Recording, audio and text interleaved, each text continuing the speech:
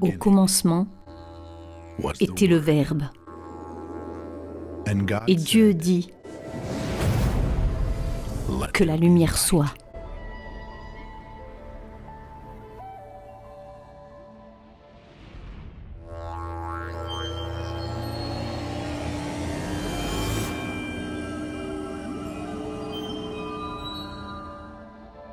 La plupart des Occidentaux sont familiers avec le concept chrétien « au commencement était le Verbe ». Dieu a créé la parole et le monde. Ce que la plupart ne réalisent pas, c'est que, par exemple, dans l'Égypte ancienne, on enseignait la même chose. Il y avait Ptah, le dieu de la technologie, qui allait dans son cœur et ressentait le monde, puis le faisait exister. Presque universellement, les textes anciens et les traditions ont toujours placé le son au cœur non seulement de notre existence, mais aussi de l'existence de l'univers tout entier. Et cela commence par la puissante syllabe de départ, l'ancien « Om », qui, à l'origine, n'était jamais prononcé, mais était ressenti dans le corps. Et c'est là que la relation entre le son et la vibration devient très importante, car en fin de compte, le son n'est qu'une vibration portée à un niveau audible. Dans la tradition hindoue, Brahma était le son et le verbe était Brahma. La toute première lettre hébraïque Aleph, qui lance tout le processus, c'est aussi comme une éclosion, c'est comme... Vous voyez, c'est un son. Le son est comme l'expression de la pensée de cet esprit universel ou de cette source divine. Les pensées étant exprimées à travers le son qui manifeste ensuite l'univers matériel, le monde matériel. Lorsque nous nous rendons aux Amériques, les Indiens Pueblos parlent de l'araignée et de la façon dont elle a chanté l'existence du monde.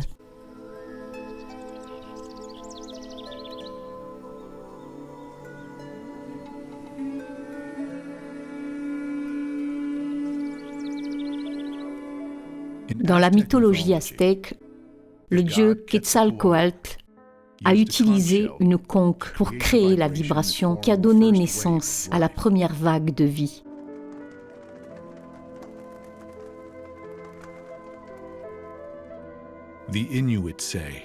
Les Inuits disent que le corbeau a créé le monde et les eaux par le battement de ses ailes.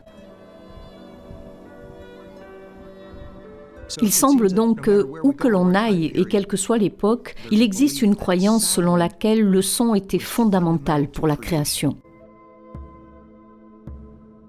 Et tout aussi remarquable, notre propre genèse en tant qu'être humain pourrait bien avoir commencé d'une manière similaire.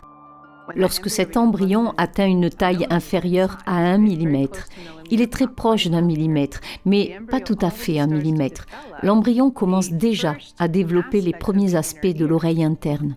Le tout premier organe sensoriel qui se développe dans l'embryon est donc l'oreille interne. Mais ensuite, entre la 16e et la 24e semaine, le développement neurologique a atteint un point tel que les 5 sens sont en fonction, sauf que les yeux sont fermés et que nous sommes dans l'obscurité, et que le nez et la bouche sont remplis de liquide et ne sont donc pas actifs. Mais le son voyage dans l'eau 5 fois mieux que dans l'air. Donc l'expérience globale, quand nous sommes dans l'utérus, est l'audition et la vibration.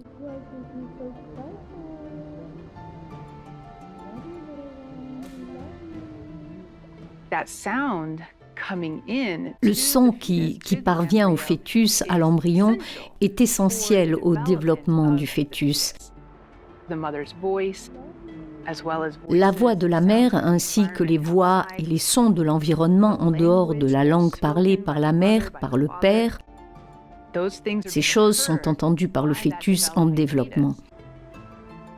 Et tandis qu'ils arrivent à travers ses propres oreilles, son système nerveux est en train de s'organiser. Il y a 3 fois plus de connexions entre les oreilles et le cerveau qu'entre les yeux et le cerveau. Ainsi, les sons qui entrent par les oreilles alimentent le système neurologique et le nerf auditif est directement relié à chaque organe du corps.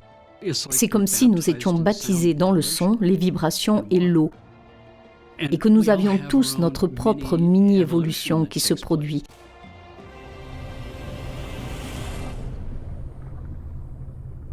Nous avons tous notre propre Big Bang au début avec le vide et tout d'un coup, il y a une explosion de nous-mêmes.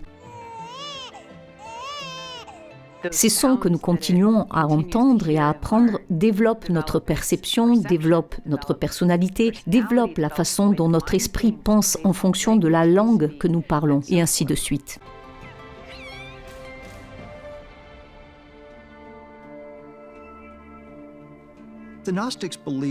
Les gnostiques croyaient que c'est notre âme qui manifeste notre corps physique.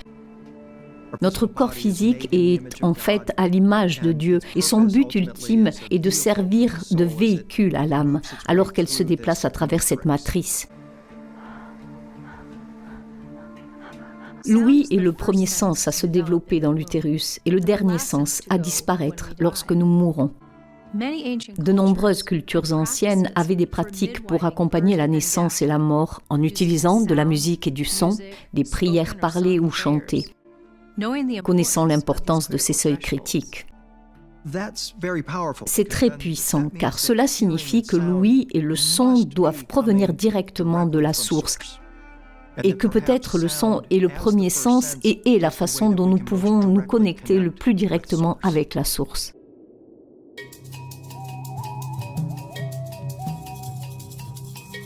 De nombreuses traditions dans le monde utilisent des symboles, des instruments et des chants pour exprimer leurs origines. Dans la tradition gnostique, l'existence est représentée par un cercle avec un point au centre. D'innombrables lignes rayonnent à partir de ce point. La périphérie est considérée comme le monde souterrain. En fait, notre vie éveillée, également connue comme le rêve de la séparation. Les lignes reliées au centre représentent un état plus proche de ce que nous sommes vraiment. Le point central représente notre existence fondamentale à laquelle nous pouvons nous connecter dans le sommeil profond.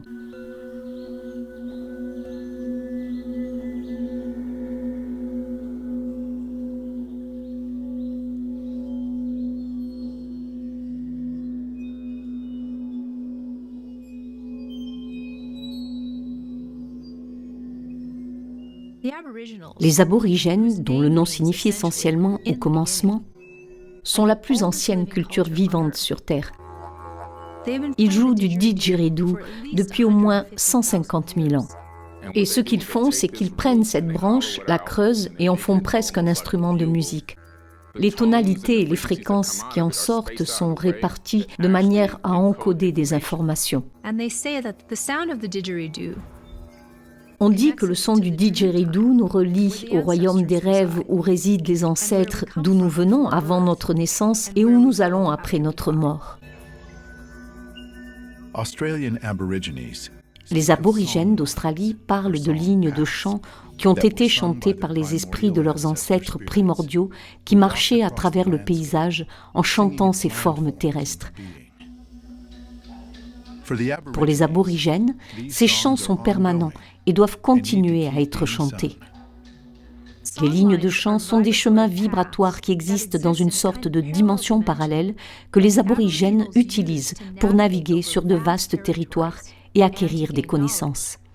Ce n'est que lorsque j'ai fait un voyage au Tibet et que je me suis rendue dans un certain nombre de monastères situés dans les hauteurs de l'Himalaya que j'ai commencé à comprendre le secret mystique du son et sa relation avec la création.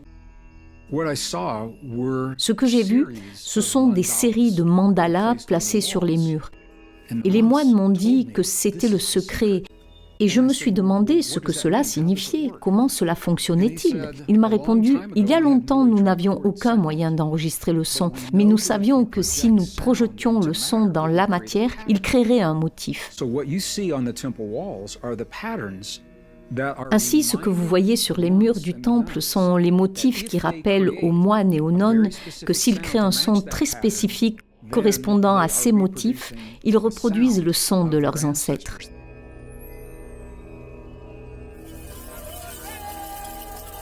De nombreuses cultures anciennes accordent une valeur sacrée ou spéciale au chant et à la parole.